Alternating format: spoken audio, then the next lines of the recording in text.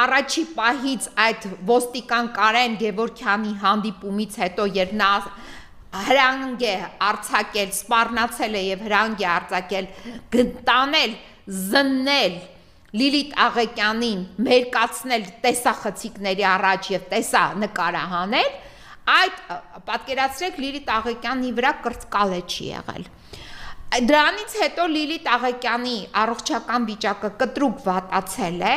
եւ այդ վատացման պայմաններում, երբ կանչել են շտապօգնություն եւ այլն, Լիլիթ Աղեկյանը արդեն հասկացել է, որ իր կյանքին լուրջ վտանգ է սպառնում, նույնիսկ վախեցել է իրենցից վերցնել ջուր խմել, որովհետև մտածել է, որ ջրի մեջ էլ կարող է ինչ-որ մի թույն դնեն եւ այլն։ Հիմա մենք ունենք մի զարուրելի դեպք, որը սենց բան ասում եմ,